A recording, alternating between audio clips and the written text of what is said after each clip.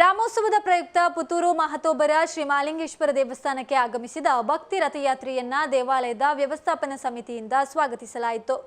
ದೇವಸ್ಥಾನದ ವ್ಯವಸ್ಥಾಪನಾ ಸಮಿತಿ ಅಧ್ಯಕ್ಷ ಈಶ್ವರ್ ಭಟ್ ಪಂಜಿಗುಡ್ಡೆ ಮತ್ತು ಸದಸ್ಯರು ಹಾಗೂ ವಿಶ್ವ ಹಿಂದೂ ಪರಿಷತ್ ಪ್ರಮುಖರು ಭಕ್ತಿ ರಥಯಾತ್ರೆಯನ್ನ ಸ್ವಾಗತಿಸಿದರು. ದೇವಾಲಯದ ಪ್ರಧಾನ ಅರ್ಚಕ ವೇದಮೂರ್ತಿ ವಸಂತ ಕೆದಿಲಾಯ ಅವರು ಭಕ್ತಿ ರಥಕ್ಕೆ ಪೂಜೆಯನ್ನ ಸಲ್ಲಿಸಿದರು. ಬದುಕಿನ ನೆಮ್ಮದಿಗೆ ಭಗವಂತನ ಅನುಗ್ರಹವೂ ಮುಖ್ಯ. ಭಗವಂತನ ಅನುಗ್ರಹಕ್ಕೆ ಭಕ್ತಿಯೇ ಏಕೈಕ ಮಾರ್ಗ. ಭಕ್ತಿಯಿಂದ ಸಲ್ಲಿಸುವ ಪೂಜೆ ಭಗವಂತನಿಗೆ ತಲುಪುತ್ತದೆ. ಹಾಗಾಗಿ ಭಕ್ತಿ ರಥಯಾತ್ರೆಯು ಸಮಾಜವನ್ನು ಒಗ್ಗೂಡಿಸುವಲ್ಲಿ ಯಶಸ್ವಿಯಾಗಿದೆ.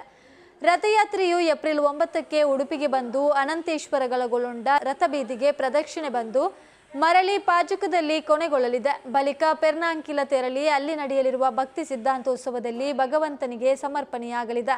ಇದೇ ಸಂದರ್ಭದಲ್ಲಿ ಪೇಜಾವರ ಶ್ರೀಗಳ ಸಹೋದರರಾಗಿರುವ ಭಕ್ತಿ ರಥಯಾತ್ರೆಯ ಸಂಚಾಲನ ಸಮಿತಿ ಸದಸ್ಯ ವಿ ಶಶಾಂಕ್ ಭಟ್, ದೇವಾಲಯದ ವ್ಯವಸ್ಥಾಪನಾ ಸಮಿತಿ ಅಧ್ಯಕ್ಷ ಈಶ್ವರ್ ಭಟ್ ಪಂಜಿಗುಡ್ಡೆ, ದೇವಾಲಯದ ವ್ಯವಸ್ಥಾಪನಾ ಸಮಿತಿ ಸದಸ್ಯರಾದ ಈಶ್ವರ ಬೆಡೆಕಾರ, ದಿನೇಶ್ ಪಿವಿ ಮತ್ತಿತರರು ಉಪಸ್ಥಿತರಿದ್ದರು.